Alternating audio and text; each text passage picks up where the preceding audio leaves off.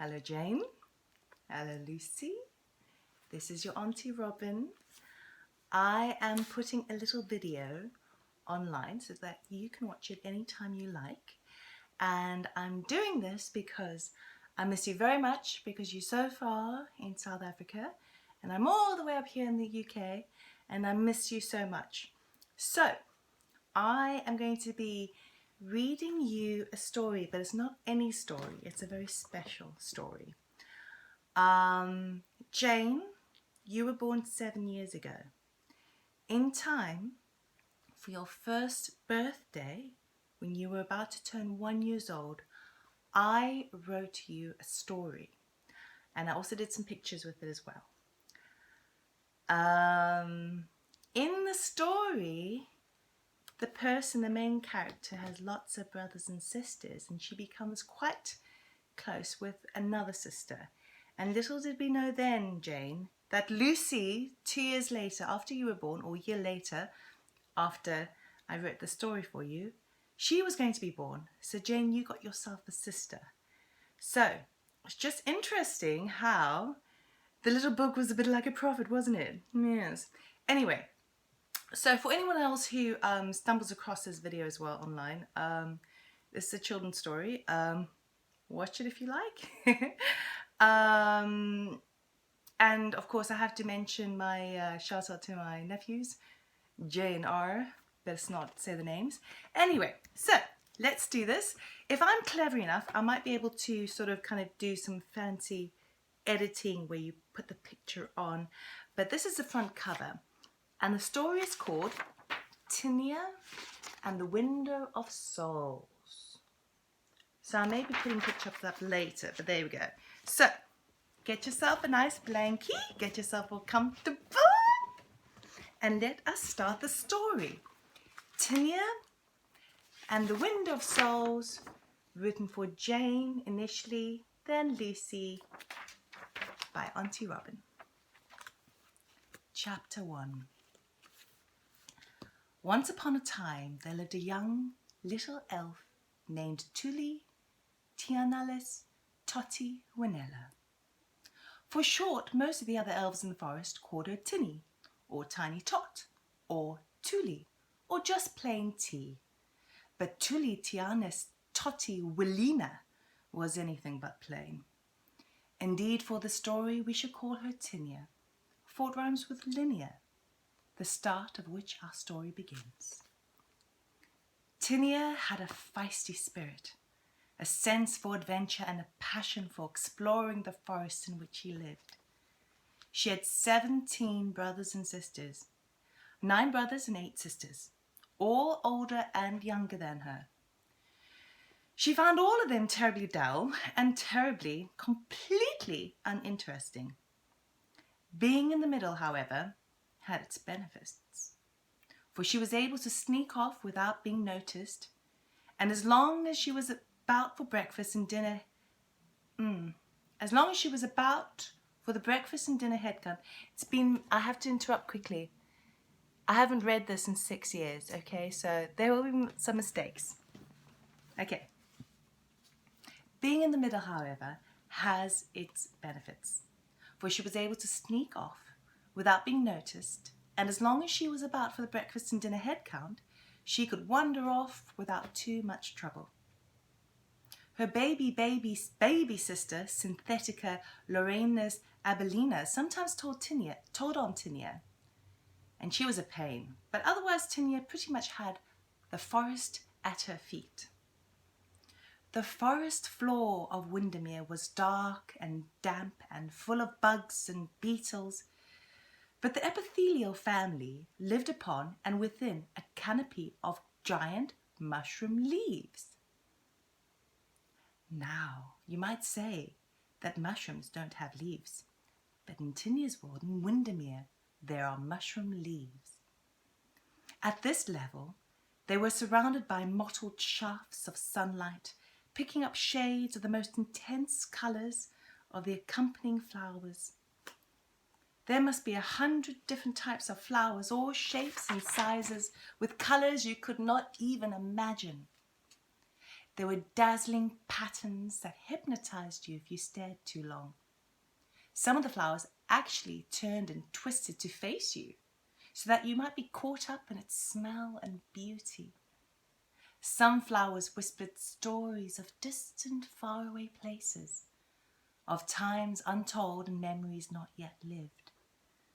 But if you put your ear too close to these flowers to capture what they whispered of, you might be sucked up and spat out with distaste, and they would turn their buds on you in utter contempt. And the perfume was intoxicating, or would be for your nose or mine, but not for the epithelial family. This was home. At this level, you could see other shrubs and so many ferns. If you looked up, you could just about make out the distant treetops under the canopy of leaves. Wildermew was truly a lovely place to live. Never too cold, never too hot, never too wet, never too dry. It was just right. But Tinnia didn't take to it much. It was a home, and home was boring. She knew every twist and turn, nook and cranny. She explored it, and there was nothing new. It was all very predictable and boring. Sometimes she would hear a whisper from the whispering petunia, and a sense of excitement would grow in her belly like a buzzing of bees in a hive. But if she got too close, she would be sucked up and spat out.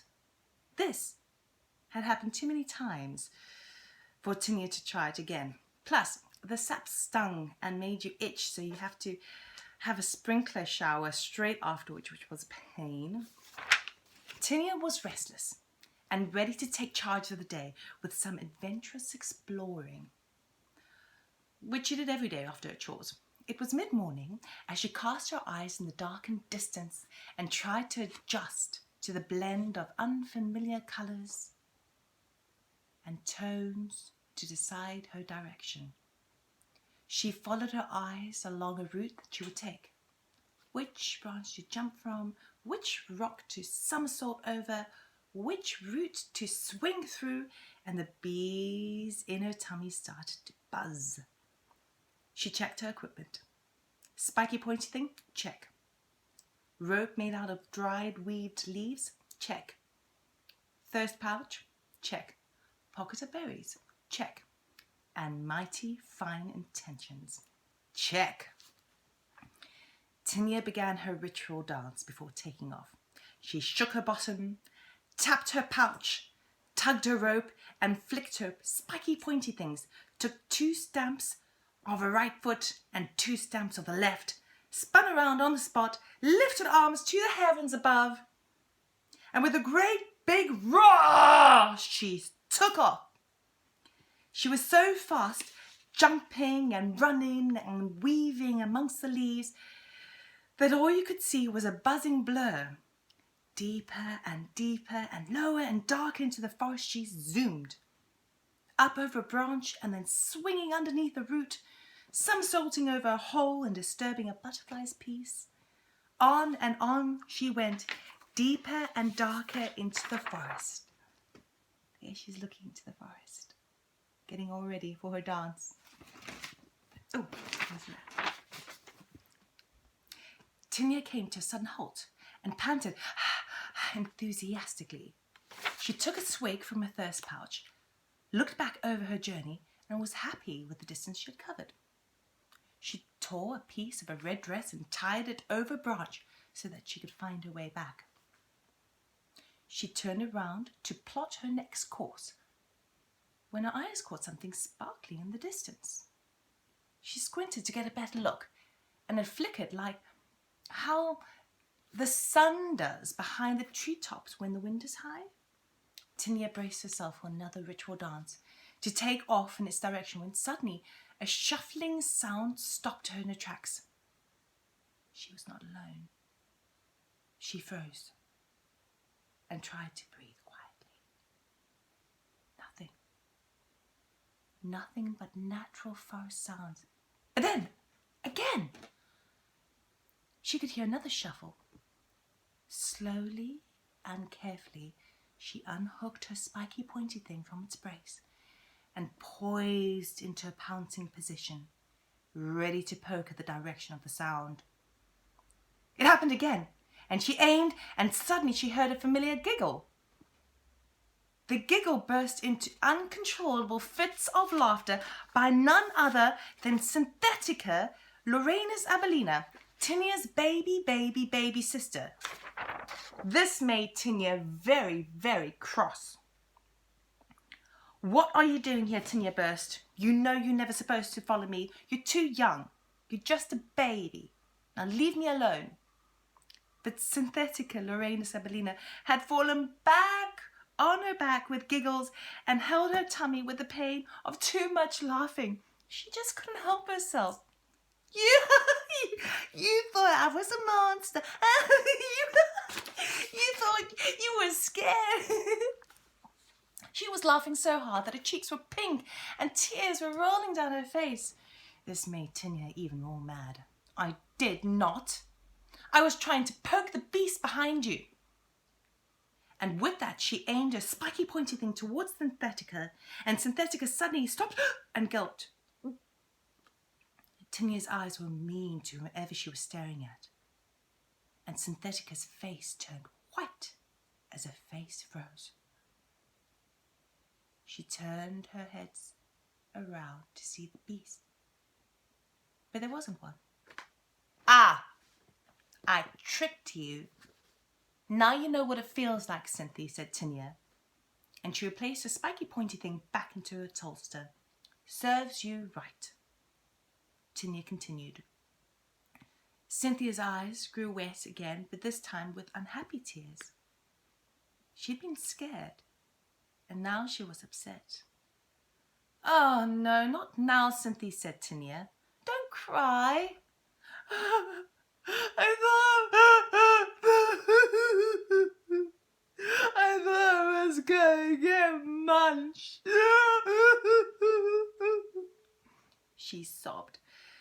Tinnia sighed deeply, looked out at the sparkly thing flickering in the distance, then to the red mark on the tree branch and back to her baby sister.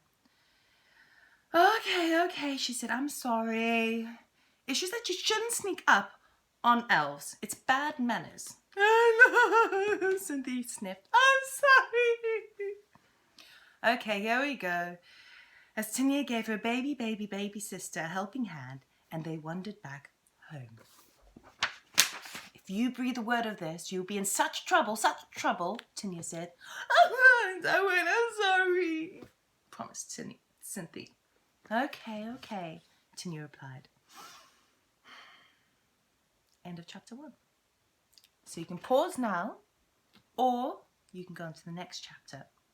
In the video underneath there will be a timestamps of the different chapters, okay?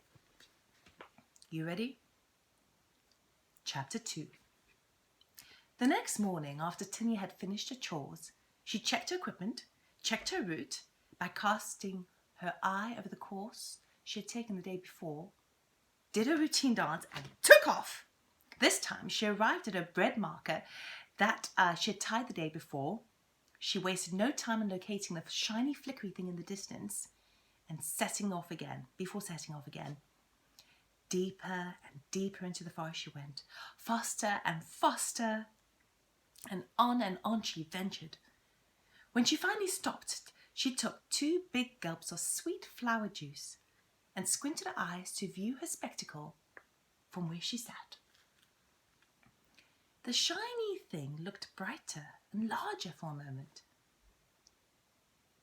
Tinnia couldn't see a thing. She was blinded like how the sun does. Holding her arms over her face to protect herself, she clambered down along a branch to get a better view. She steadied herself along a narrow branch and followed it to its spread. Overhead, the trees were thinning out. Suddenly, she misplaced her foot, lost her balance, and fell back. She bounced from leaf to leaf and plummeted deep towards the forest floor. Unexpectedly, her fall was broken by a winding jolt as she now found herself swaying in mid-air. Her arms and legs were spread out, and she realized that her I'm getting too excited. Her arms and legs were spread out as she realized her rope had caught on the edge of a branch, and there she was, stuck in mid-air. From this angle, she couldn't see much. She didn't call out either, for who would hear her call? Panic started to rise from the buzzing belly towards her throat as she continued to sway mid-air. Before the panic got the better of her, she calmed herself and started to think calmly. How was she going to get out of this mess? In the distance, she heard the crying of a bird. Squawk, squawk! Now, she knew she really was in trouble. Without thinking, she started shaking her bottom as part of her ritual dance. The motion caused her to sway even more. She pulled her spiky pointy thing and pushed it against a branch to which she was suspended. This made her sway even further. The squawks were getting louder, and with that, Tinnia's determination grew stronger. She pushed and swayed with such might that the back of her arm brushed against a branch above. Again and again she tried until she finally felt a grip and held on for dear life. Still, the squawking went. Ooh, where am I? Still, the squawking grew louder. Tinnia was holding on to a branch, and with one hand and attached by the rope at the hip. What a predicament! Suddenly, she saw a great big bird flying in her direction. It saw her. She knew that she would have to move very quickly to avoid being munched. There she is. You see, the big bird's coming. She's so small, falling off this branch. With one arm holding the branch above, she bent her left knee to try and hook the foot back into the loop of the rope. Sorry, I just have to belch. After a couple of goes, she managed it, and now was sporting a rather ridiculous position. With her free hand, she unlaced the rope from her belt, and with the sudden loosening, she caught herself halfway up and halfway down. One foot and hand were attached to the branch above, and one foot and arm wasn't. The bird was squawking with piercing shriek and swoosh and heading right towards Tinnia. Tinnia lifted her other foot into the loop and pulled herself onto a crouch position, using the rope loop as a foothold. Clambering up back on top of the branch in super fast motion, the great big bird came with a wide mouth open, fast and furious. But it was almost like being in slow motion. Tinnia flattened herself down along the branch as the great big bird's beak narrowly scraped the edge of her clothes and flew up over her. Tinnia blinked twice. She heard a lot of flapping, so she quickly got up and ran down the branch to take refuge behind some leaves. Her legs felt like jelly, but somehow she managed it. The bird didn't come back, but still she heard the flapping. She looked around and around but couldn't see it. Looking around, she saw a pathway down to the forest floor. She could use her rope, but wait. She had left her rope attached to the branch. Carefully, she steadied herself along the branch with alert senses and keen eyes. She quickly retrieved the rope and returned to a safe spot. By this time, it was getting late, and she knew she only had enough time to get back home before her brothers and sisters, or worse, her buxom, worrisome mother, would know that she was gone. She was awfully tempted to continue to find the shiny flickery thing, but she had suffered her mother's inflicting worry before enough to know it wasn't worth it. Her buxom mother would make two of her older brothers look after her all day long, and that would be a very bad thing. So, reluctantly, she headed back home with scraped clothes, wobbly knees, and a careful eye in case the bird returned. End of chapter 2. You ready? Chapter 3. The following day was sprinkler shower day. You see, because elves are so small, they only need to wash once a week. But washing is an all-day affair. First, you exfoliate with hard red sand brought up by a pulley from the ground below. Once you have rubbed the sand all over your body, you are completely red. Even the flowers turn their buds on you in disgust. After that, you take slimy small jelly and rub it all over. This is supposed to make your elvish skin smooth and soft, but it actually just really smells really bad. Then you head to the sprinkly shower, which is a collection of great mushroom leaves, filling up with rain from high above the treetops. The raindrops fall through the tiny holes of the leaves, which is your sprinkly part of the shower.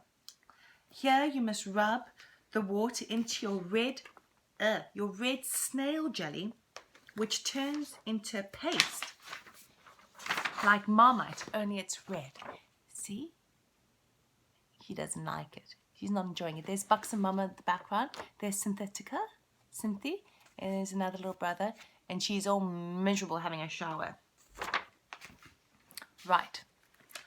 Once you have done that, you must wait until the mushroom leaf fills up with so much water that it falls on top of your head all at once. Sometimes it can take a while. Sometimes you just have to stand there with your Marmite paste for a long time and wait for your mushroom leaf to drop water on you. When it finally does, you have to quickly wash it all the Marmite off, for if you do not, you may have to wait for the next one. And that could be a very long wait. After that, you go to the pollen pouches to perfume your skin. The pollen has lots of minerals in it, which keeps elves safe and protected against disease. After you have perfumed, you have to clean your teeth with grass, and then Buxom Mama inspects you. If you've missed a spot, you have to do it all over again.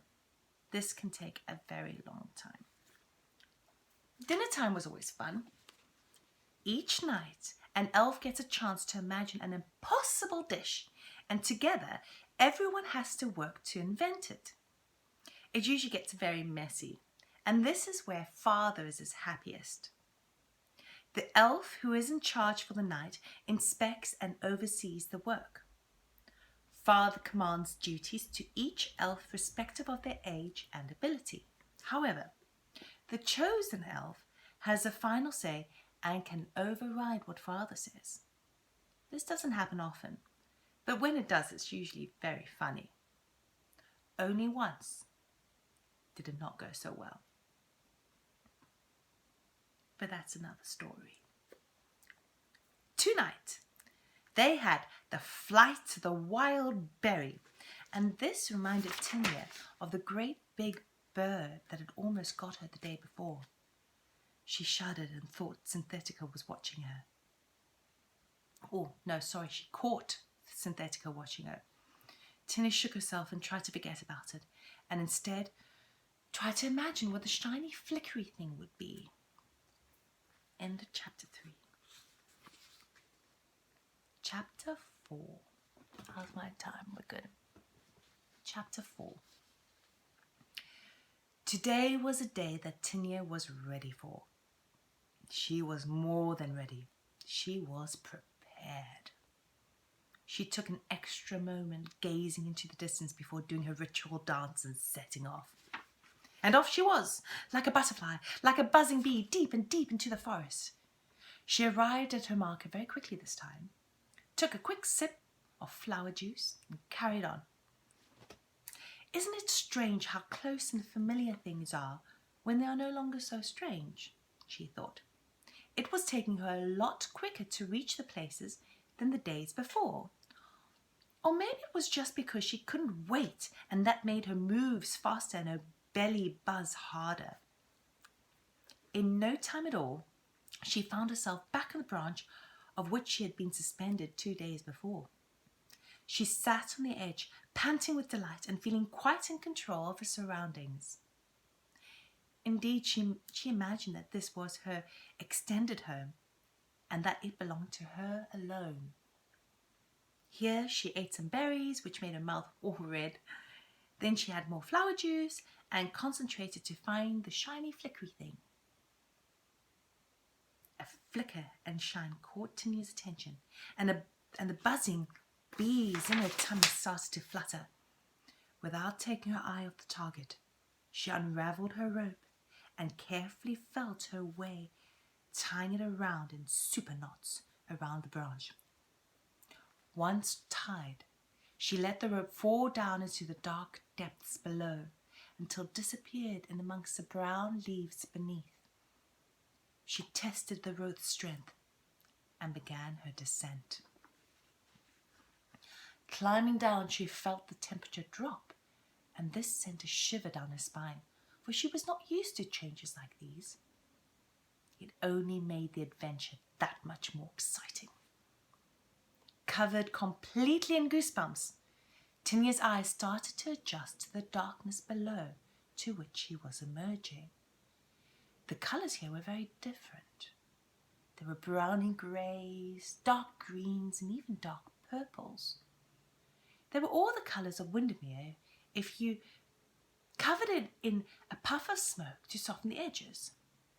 There was a word for this: eerie. When Tinnia thought she had reached the bottom, she realized she had not. Her rope had come to an end, but the surface had not met her feet yet. Swinging on the end, Tinnia did her new move discovered 2 days before, when she was swaying from the branch. She did her routine dance, which caused the rope to spin, taking her with it. This was not what she expected, and was starting to feel quite dizzy when suddenly something extraordinary, unimaginary, and downright dangerous happened. She let go. End of chapter 4. Chapter 5. Wet leaves slapped her face as she plummeted far below. Suddenly she found herself sliding down a wet, hollowed tree trunk, down and down before landing with 4 bounces on the soft, cold, wet earth below. In that instant, everything was deathly quiet. Not a sound she heard in her shock, until slowly, as if someone was slowly turning up the volume, sound came to life. Loud, hustle, bustle sounds and voices and beeps and honks and trills and shouts and thuds all at once. She blinked hard twice and found herself amongst a bustling city of beetles and bugs, all going about their business in hurried affairs. You see that?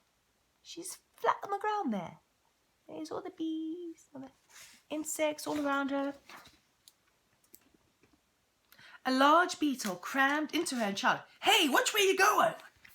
"I'm sorry," Tinnia responded. Another bug, as big as her hand, trailed right over her leg without even realizing, whilst another flying beetle flew into the back of her head. "Oh, sorry, dear. Didn't see you there. Must dash. I must get on." And the ladybug flew off in haphazard fashion.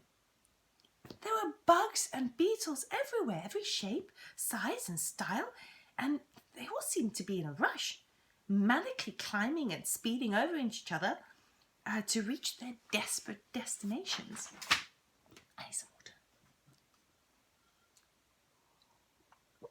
"Excuse me," Tinnia tried.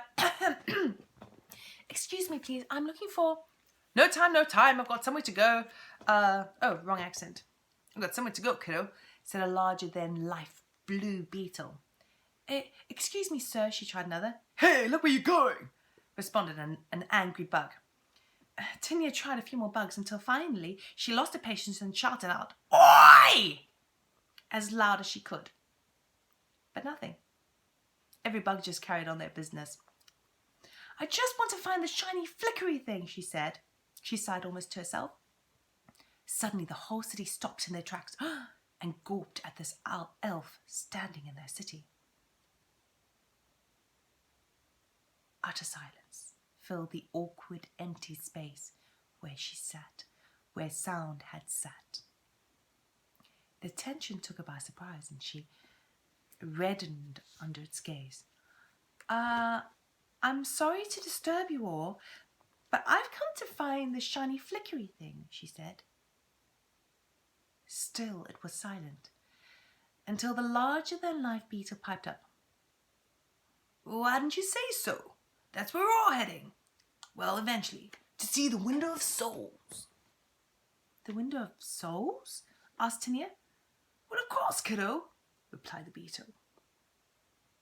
Could you please tell me how to get there? Asked Tinnia. I'll show you. I'm heading there right then myself. Tinnia couldn't believe her luck. Thank you very much, Mr. Name's Howard. Hula Wombati Diwad Olina Howard. Call me Howard.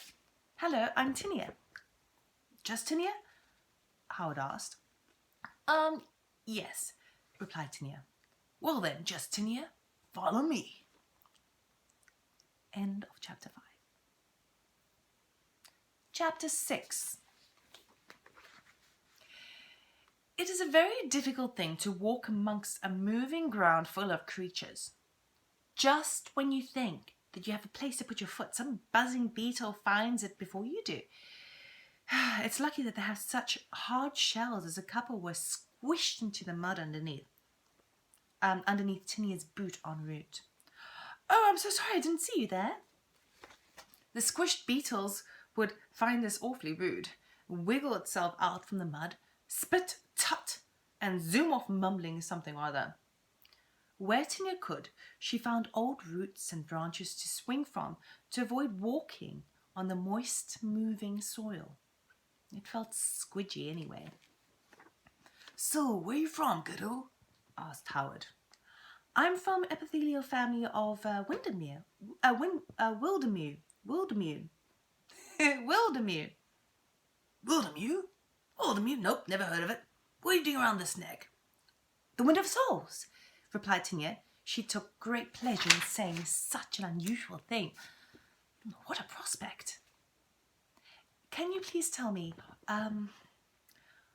what is the Window of Souls? Asked Tinnia.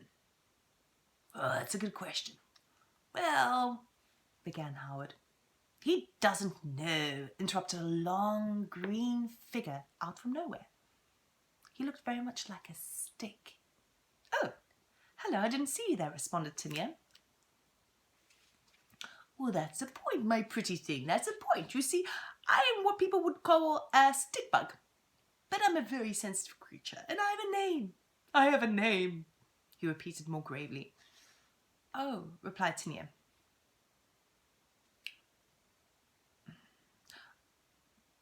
After an awkward silence, trying not to trample on more bugs, Tinnia eventually had to ask, so, what's your name? Ah, well, what's your name? And what's the Window of Souls? And how long will it take to get there? And have you seen it? Whoa, hold up, my chicken, cluck, cluck. Too many questions all at once. My name's Tinnia. Just Tinnia, added Howard. Well, just Tinnia, let's see. Question number 1. My name is Zygomaticus Rodriguez Blythe Bonzi, from the Alfonso family of Trigonomina. My friends call me Zygo, but you can call me Bonzi. I like to mix it up a little, he said with a wink. Question number 2. What is a Window of Souls? Well, let's break that down, shall we? Or break it up, shall we? What is a window? A window is a way of seeing. It usually has 4 sides, which means you cannot see anything beyond the sides, but you can see in between the sides. Yes. It's like looking through sides. Right, Tinnia said, utterly perplexed. Yes, right. And, well, a soul is the deepest essence of you. It's your true name. My true name? Asked Tinnia. But my name is my name. What could be less than that? Ah! But that's it. We have many, many names. Many ways in which our name is said by others, and many variations of how we would name ourselves. But our soul is the truest name of all, Bonzi said triumphantly. Okay, so the window of souls is seeing your true name between sides, asked Tinnia. Exactly. Question number 3. How long will it take to get there? Well, let's see. It will take as long as getting back would take. Give or take a few natural interruptions, such as bugs asking the time, bad weather and obstacles from the form of fallen trees, leaves and rocks. Question number 4. What was question number 4, Bonzi mumbled. Have you seen the Tinnia started? Have I seen it? That's it. Have you seen it? Well, have you seen it, Tinnia? Have you? Oh, wait, I know. That is a question for me. Oh, right you are. Have I seen it? Have I seen the Window of Souls? Well, no. But I've heard of it. Oh, yes. I've heard of some whisperings from petunias about it. Oh, yes. From ancient times when big people, giants, walked these very grounds that we walk. I believe they were called Terribilius uglius homo sapiens of largest proportioners. Yes, that was it. Anyway, that was a very long time ago, and they used the Window of Souls to find friends. You see, they were terribly lonely, so the window gave them company. But the window caused so much strife among their clan. My time's flying. Everyone became so protective of their own company that they truly became suspicious of other people and started to shut out the rest of the world. As we all know, creatures cannot survive without looking after each other. So eventually their clan died out, and with it the Window of Souls was left to wither and became overgrown with moss and leaves and roots and shrubs. So does that mean the Window of Souls is bad? Asked Tinnia. My clucky chicken, we cannot say. These are simply whispered stories from afar. Who can know for sure? What we do know is that it is an enigma, an unknown entity.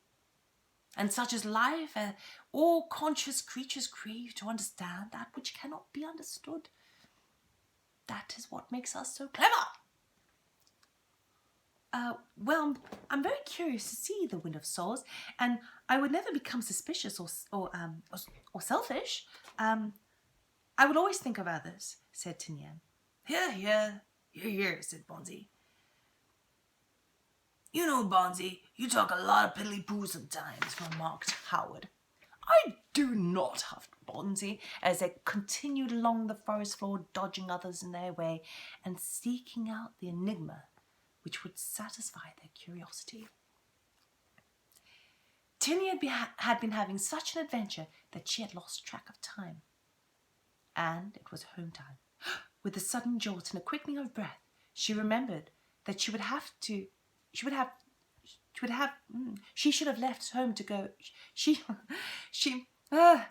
With a sudden jolt and quickening of breath, she remembered that she should have left to go home back ages ago. She would be in such trouble. Oh no! My buxom, worrisome mother's going to be so cross and worried, Tinnia exclaimed. Why? Because I was supposed to be home ages ago, and I'm so far from home, completely lost. You're not lost, kiddo. You're with us, and we're heading to the Window of Souls. You know that. Yes, I know, but my buxom, worrisome mother doesn't, and I wouldn't know what to do to relieve her worry.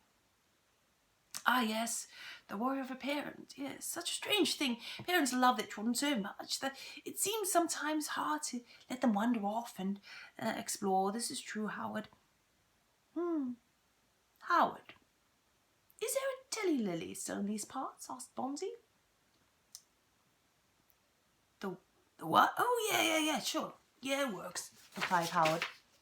What's a Tellylily? Asked Tinnia. I'm sure there will be one here somewhere, Bonzi answered, as he gracefully climbed from twig to leaf to twig in the cleverest quick fashion. So many questions, my cluck-cluck chicken, so many questions. As his voice drifted off into their wonderings. I like Bonzi, Tinnia said, as she and Howard continued along the journey. Bonzi? Yeah, he's a soft touch, that kid.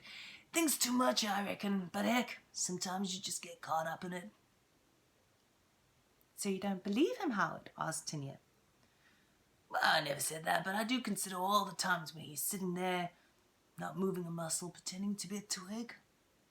I think he forgets where he is and he travels in his mind. Know what I mean? Yes, said Tinnia. I think I do. End of chapter 6. Time 40, okay. Chapter 7. Tinnia was still worried about not going home, but knew that she was probably safer where she was for the time being. Just as she was imagining what to say to her buxom, worrisome mother, Bonzi appeared out of nowhere as if by magic. Wow, I didn't see you there, exclaimed Tinnia. That's the point, dear chicken. Now come with me, said Bonzi. Where are we going? I found your tellelily. A what? What does it do? So many questions, laughed Bonzi. Wait and see. Howard had automatically followed the pair, rushing off course in another direction. Tinnia was so excited to find out what a tellelily was that she almost completely forgot about the shiny, flickery window of souls. Climbing up some rotten ferns was stinky and slippery, but an adventure. Then they saw a great white flower facing them. The flower looked mournful and alone, alone amongst all the rotten debris on the forest floor. When the flower noticed her visitors, she seemed to instantly shine and flutter the way that only tellelilies do when they are happy. When she spoke, it was less of a voice and more of a sparkle, like a sizzling softness in the air that you could understand. This is a tellelily, said Bonzi proudly. Oh, she's beautiful, said Tinnia in awe, and with that, the tellelily seemed to both brighten and redden and flutter even more.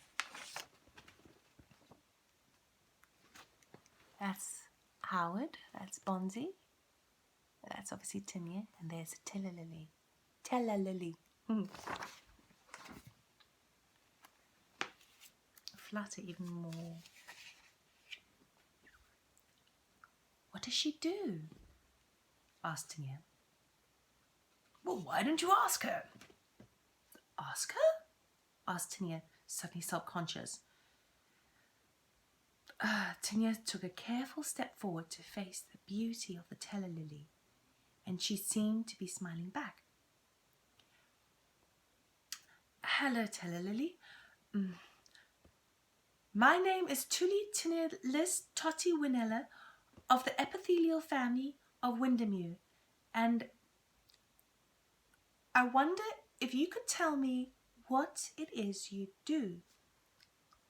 The tellelily seemed to brighten even more and replied in a sparkling shine of sound which Tinnia didn't hear as her voice, but could sense and understand in her mind. Hello, Tinnia. It's good to see you again. I saw you once when you were a wee tot, so it gives me joy to see what a wonderful elf you've become, if not a little bit naughty for wandering off without your mother's consent. And with that she sort of winked. I'm a tellelily, and I enjoy transporting ideas and notions between creatures that transcend space and time. Tinnia looked utterly confused and dumbfounded. You do what? Said the tellelily. I send messages, and I can send a message to your mother so that she won't worry. That's impossible. Worrisome buxom mama is always worrying. That's the only thing she does, said Tinnia. Well, you see, replied Tellelly, I send messages in such a way that enters their mind as if it were their own thoughts. But I can only do it for the greater good, and it must never be harmful to another. Tinnia was so overcome with excitement that she said, "It is for the greater good. I don't want buxom mama to worry so much, so it would be helping her." And why do you think she worries so much, Tinnia? Tinnia had to think for a minute. Then she said, because she loves me and she doesn't want me to get into any danger. The Tellelly seemed happy with this answer, but wasn't quite ready to give in. Tinnia had to think a little harder. After a while, Tinnia said, I think it's also because she knows how much I like to wander off, and sometimes I get so excited to explore that I forget my duties and other people. That is an honest answer. And why do you want me to send buxom mama a message? Asked the Tellelly. Because I've got to go see the Window of Souls. I've just got to. I've tried for days now, and I've come so very far, almost been munched by a great big bird and fallen to my death, but I survived the adventure. I've just got to see it up front. The Tellelly swayed left, and the Tellelly swayed right, and it mulled this over in her bud. I will grant you your wish, she said, but there will come a time when you need to face up to your actions. You will need to decide whether you take responsibilities for them or not. When that time comes, remember our little chat, and remember to consider others. The Tellelly continued, I will plant a seed in your mother's mind that all is well and that you are home, when in fact you are not. I will do this only for 24 hours, after which you will need to return home safe and sound. You are in safe hands. She gestured towards Bonzi. Keep her safe. And with that, the Tellelly closed her petals around her bud and recoiled back into the earth as if she were growing backwards. And then she was gone. Well, Tinnia thought, that was just amazing. She had never had a conversation with a flower before. Well, sort of conversation. She thought that if she could be any other creature in the world, it would be a Tellelly. So beautiful and able to send messages and travel anywhere underground. Just amazing, she thought. It was Bonzi who broke the spell and encouraged Tinnia back to their route towards the Window of Souls. Howard was not far behind, trailing quietly. It's my time, like. On and on they travelled until dark.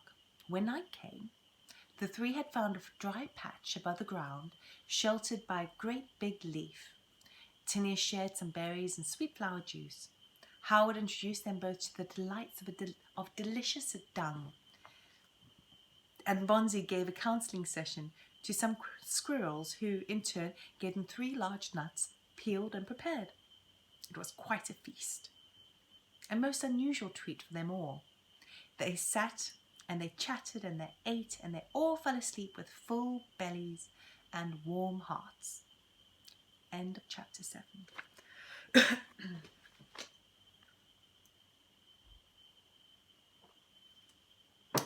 Chapter 8.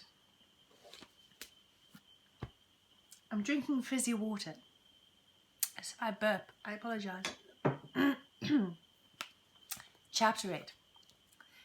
The next morning was broken with Howard's clanging. 1, 2, 3, heave! 1, 2, 3, heave! Tinnia rubbed her eyes to see what all the fuss was about and took a moment to orient herself and quickly remembered the previous day's adventures. All the bees in her tummy started buzzing instantly as she jumped over to see what Howard and Bonzi were doing. They seemed to be pushing around a rock up to the ridge of a branch. Howard must be very strong, for the rock was twice the size of him. Bonzi seemed to be clambering around, trying to offer some helpful advice. "What are you doing?" asked Tinnia. We're trying to make some headway to make sure you get home in time, kiddo. Tinnia's heart sank. "But I don't want to go home." Not now, just Tinnia. Oh, is that him? Not now, just Tinnia. Once the day is through, then we're on a deadline. We're on a deadline now, so we need something that's gonna give us some extra speed, or we'll have to head back now. "How's that going to help?" asked Tinnia. Well, you see, Bonzi here has devised a plan of action using a mushroom leaf, reed, a lever, and this mighty rock here, kiddo, replied Howard. Now, let's see, said Bonzi. The rock sits here on top of the edge. The leaf is reinforced with the reed, and the lever sits here. All we have to do is push the rock off with our feet, and off we go. Bonzi was gesturing as he was talking. He was using big words like velocity and density and so forth, but Tinnia understood his gestures more than anything else. Basically, as far as she could tell, Bonzi wanted them to go flying through the air and land somewhere over there. Tinnia thought they were both completely mad and utterly brilliant. What an adventure. End of chapter 8. Chapter 9. The dung beetle, praying mantis, and elf soared through the air with tremendous speed. They managed to avoid crashing by Bonzi's specially balanced praying positions, which he referred to as yoga. Landing with a skidding screech at such speed, Howard, Bonzi, and Tinnia roly-polied over and over until their dizzy heads caught up with their spinning bodies. They took a few moments to gather themselves and together shouted, "Hooray, we did it!"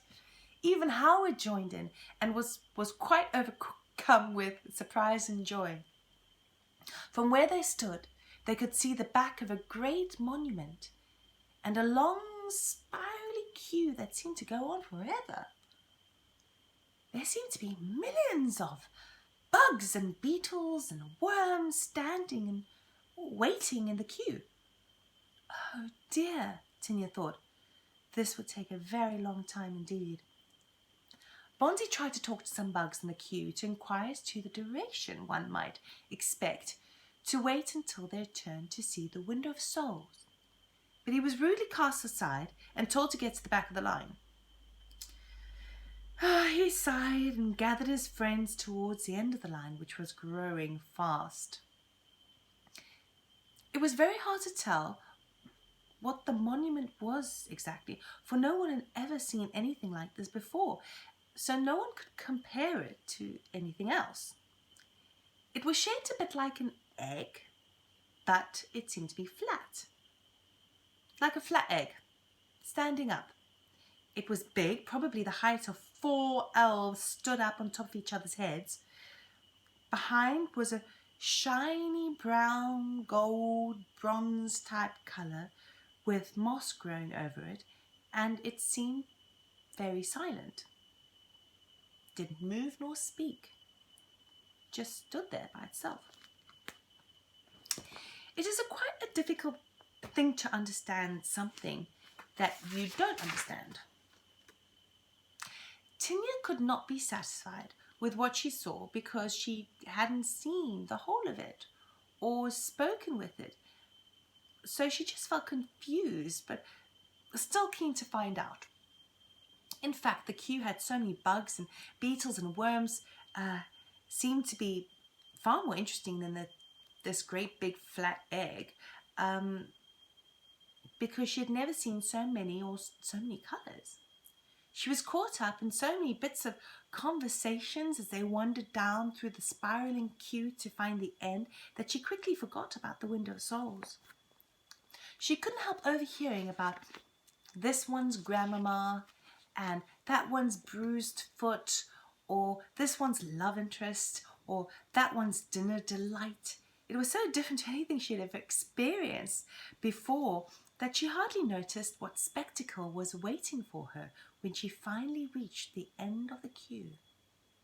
Faced head on, it was a sight that took your breath away. It was enormous, extraordinary. It was a shiny egg shape that contained motion or moving images within it. Howard, Bonzi and Tinnia were gobsmacked. They simply stared in awe with dropped jaws.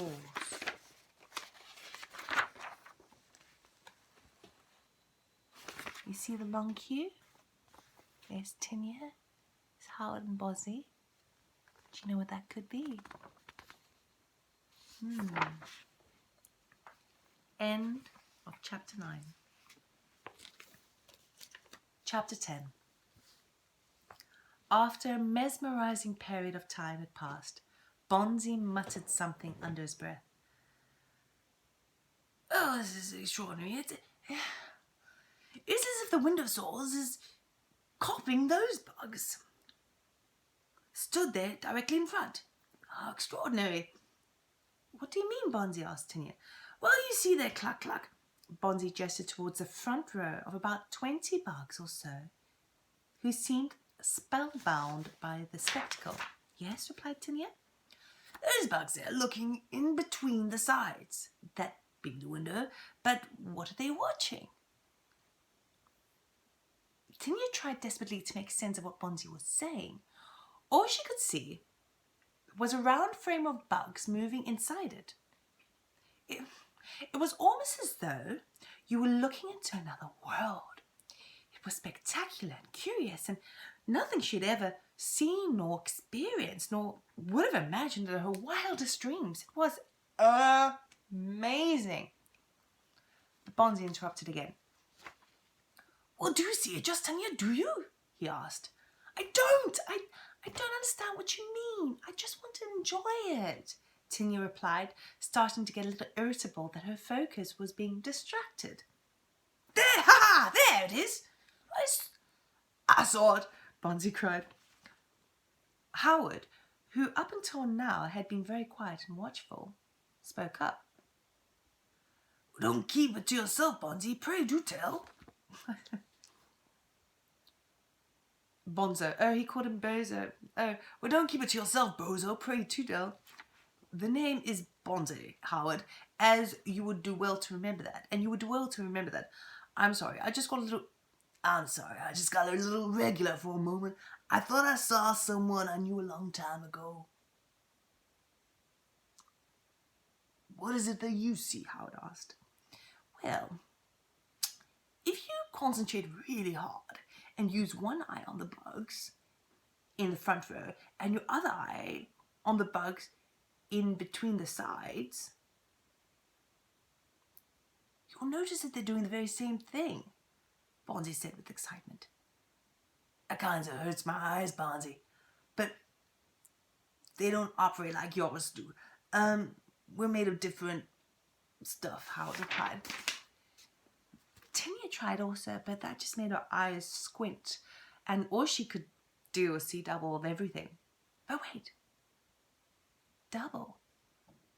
That was it! She shook her head again and thought carefully about how the bugs in front were double of what they were looking like, or what they were looking at. The Window of Souls was a bit like looking at your reflection in a dark puddle.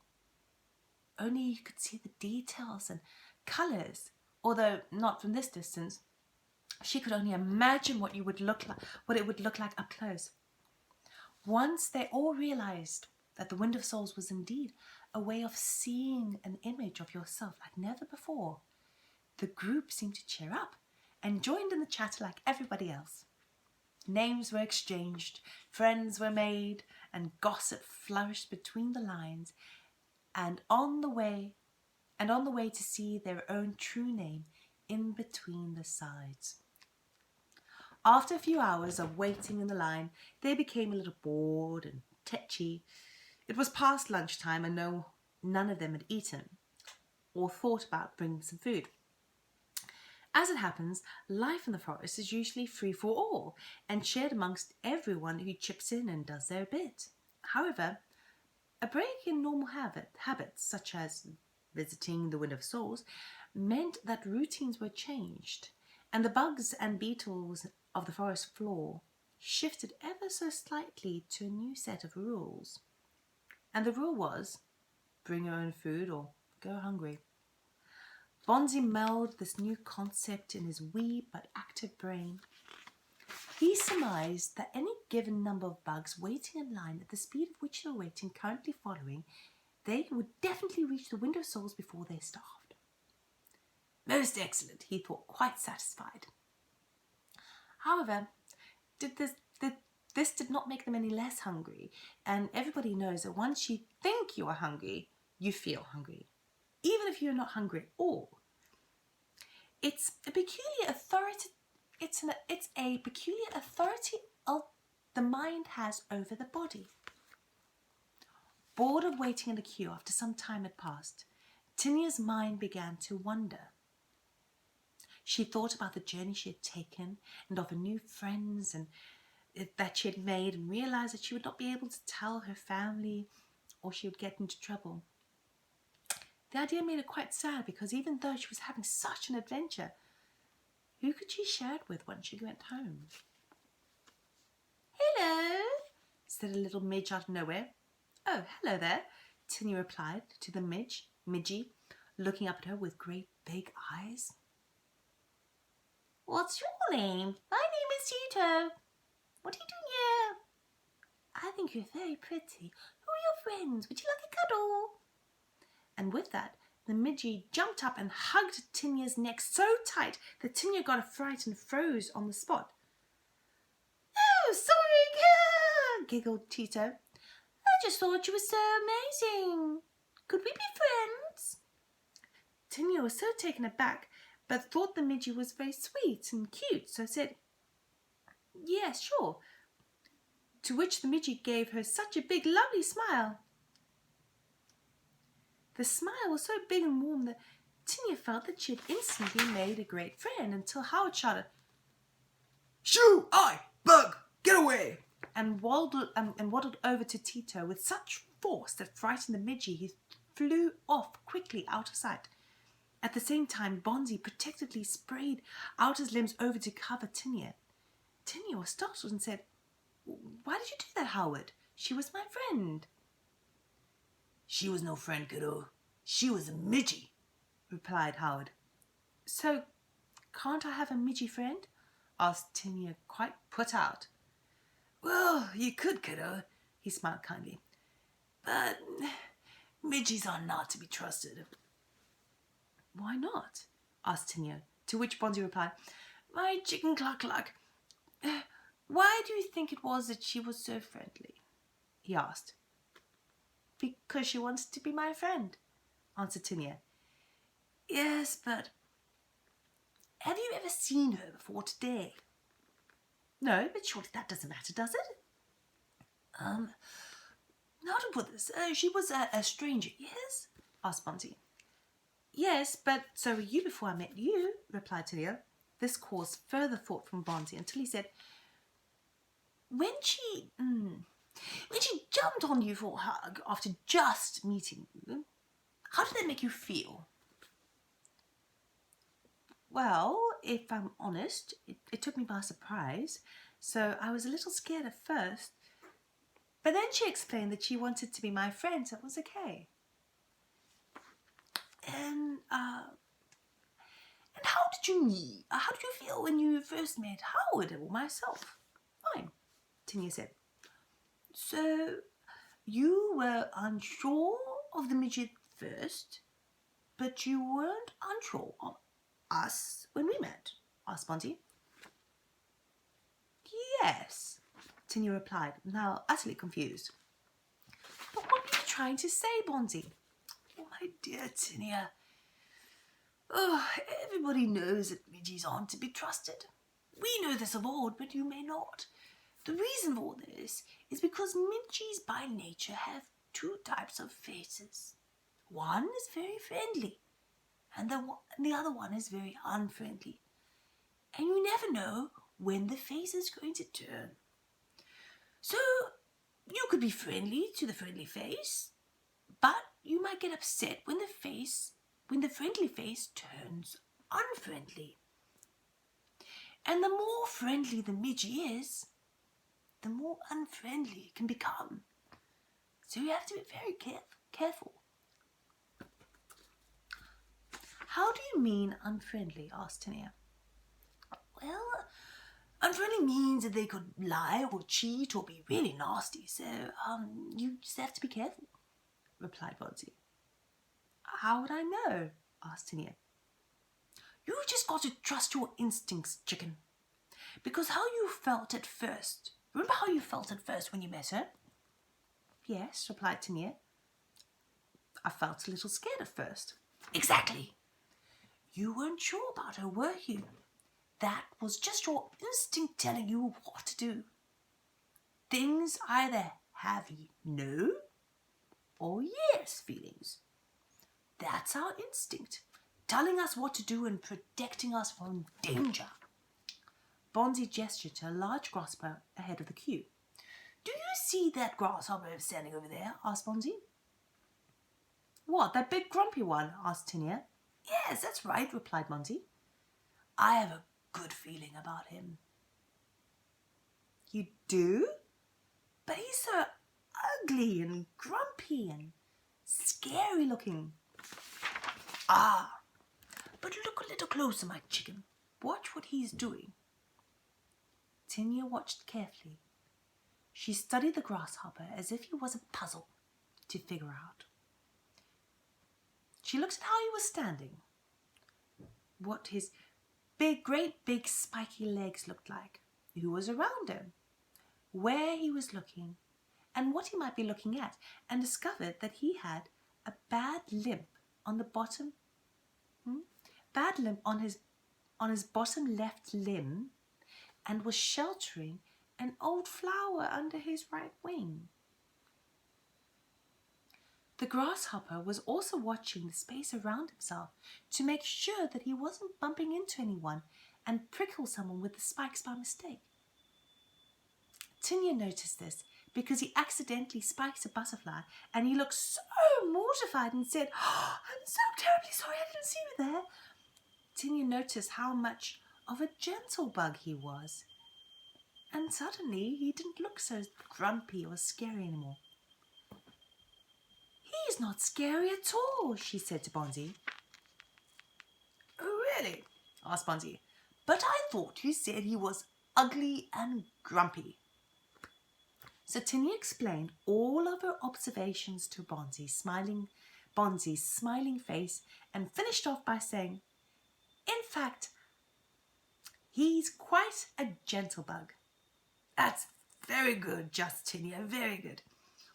Yes, I would agree with you in that. So looks can be deceptive, can't they?" What does deceptive mean? "Deceptive means that just because something may seem a certain way doesn't mean it's true.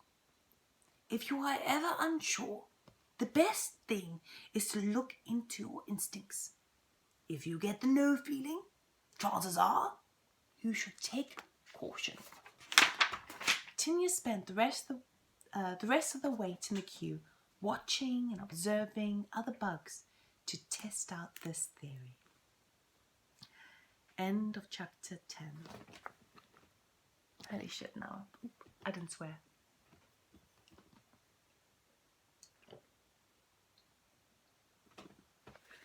And so it all. Chapter 11. Sometimes when you wait for something, it can take ever. Sometimes when you forget you're waiting, it happens in no time at all. Tinnia had completely forgotten that she was waiting in a long queue with her friends to see the Wind of Souls up close. In fact, she hardly even noticed until she was the second in line, ahead of Bonzi and Howard. Suddenly the bees in her tummy started to buzz, and all at once she stood in front of the great big Wind of Souls. It was so shiny, like rainwater. And then she saw her reflection in the middle. So strange. Ahead of her, some of the other bugs were oohing and eyeing, or just staring straight ahead. Others were talking to the reflections and laughing at the jokes they told themselves. Some were even playing hide and seek with their reflection. Each one of them seemed quite happy and a little irritable to move on when their turn was up.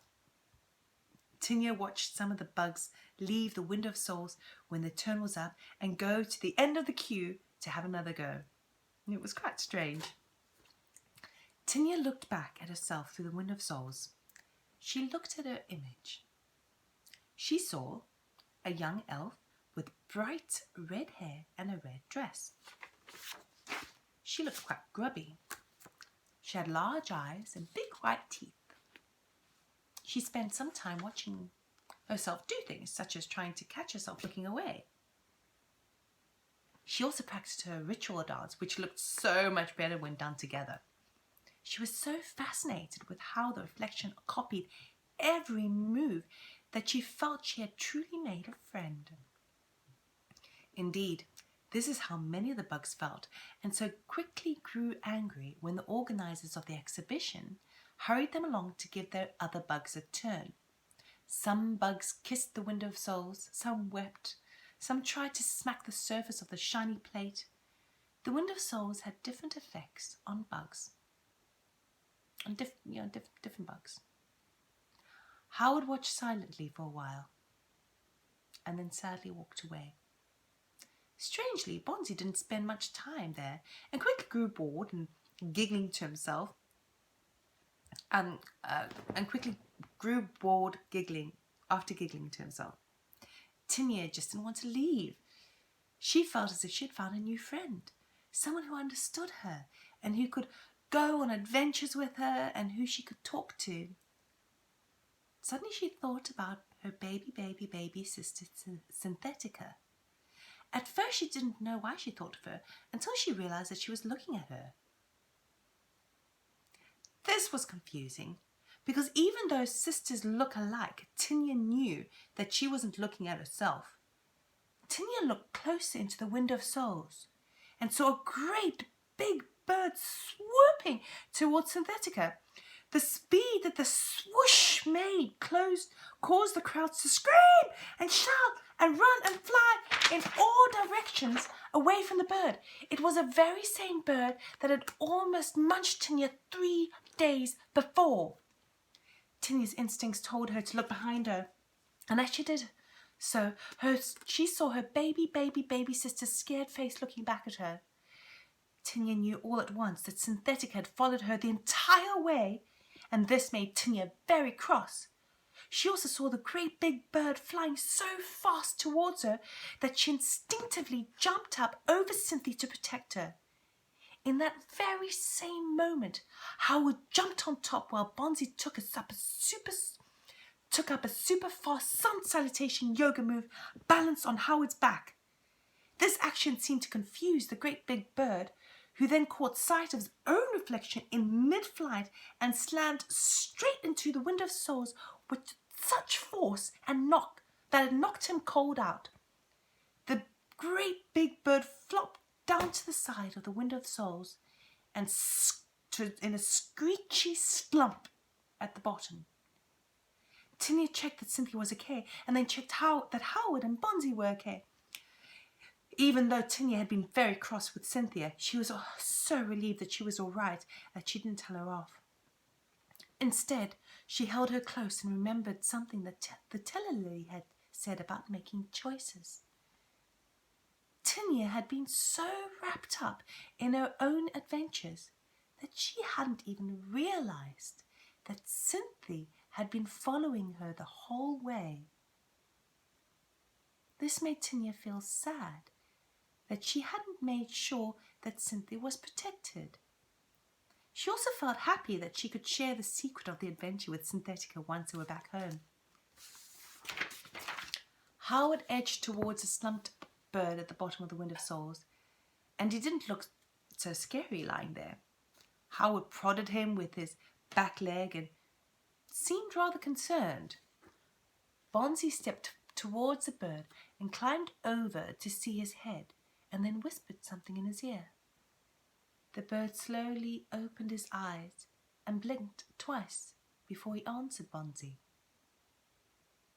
Tinnia and Cynthia watched Howard, Bonzi, and the great big bird from a distance. They chatted and had a little giggle until slowly the bird stumbled up onto his legs and perched, wearing an old frown on his face. I would like you to meet a good friend of mine. This is Ridiorolissimo, better known as Gus, said Bonzi proudly. But he almost munched me 3 days ago in the forest, Tinnia exclaimed. No, he didn't, giggled Cynthia. He brought me to take care of you. The Tellelily called him up and asked if he wouldn't mind keeping an eye on you while you were out venturing. Then he saw that I had been following you, and he gave me a lift. It was such an adventure, I tell you, such an adventure, Tinnia. Tinnia was confused, but you tried to munch me, she claimed. Laughed the great big bird in a very deep growl sound. I protected you from being munched by the fox, who had been trailing your scent since you left Wildermew. But what about right now? You were heading straight for Cynthia and me. You were flying straight towards us. Oh, yes, apologies for that. You see, the Wind of Souls is quite shiny, and it's shone so brightly in my eyes that I was monumentally blinded and couldn't see where I was flying. I couldn't land on the ground as it is full of bugs, and well, I'm not so popular amongst the bugs, even though I am a vegetarian. All of the excitement and the news of Tinnia's baby sister following, and the fact that Howard and Bonzi also knew Gus, was quite overwhelming. Tinnia sat down to make sense of it all in her head. She realized that Cynthia, her baby sister, who was also fond of adventures, and was also very good at keeping secrets. They had protected her, and they shared a wonderful experience together that belonged to them. She realized that her first impression of the great big bird Gus was not true at all, and that she could have found out the truth sooner if she had looked closer. She also sensed that the Tellelily had been looking after her all along, and that even though she was allowed to seek out the Wind of Souls, the Tellelily had in fact always been around. This also made her realize why she had felt, I forgot to show you this picture. That's when Gus is blinded by the Wind of Souls and flying towards her, and there's Tinnia, and she can see baby Cynthia in the background because it's reflected. That's a scary picture. Where was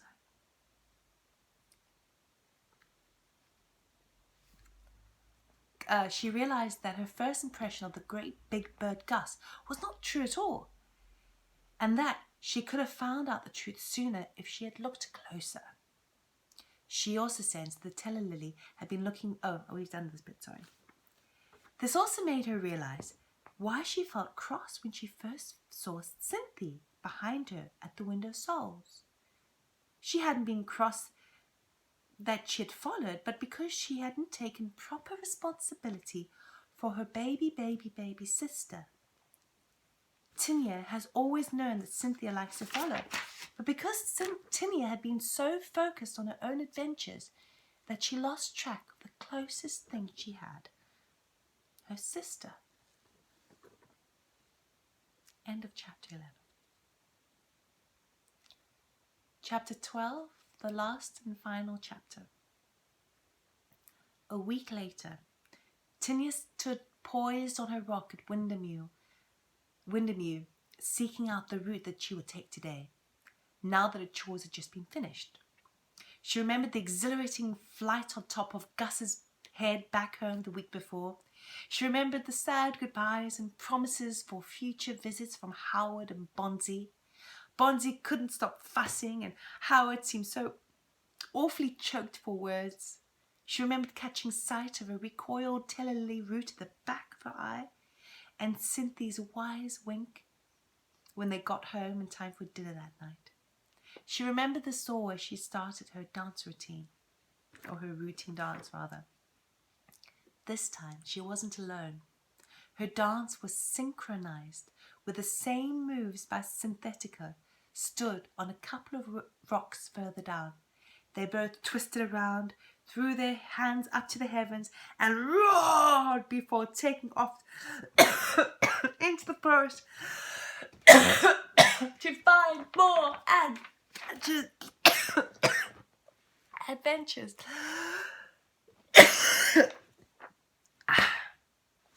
The end of a very long story.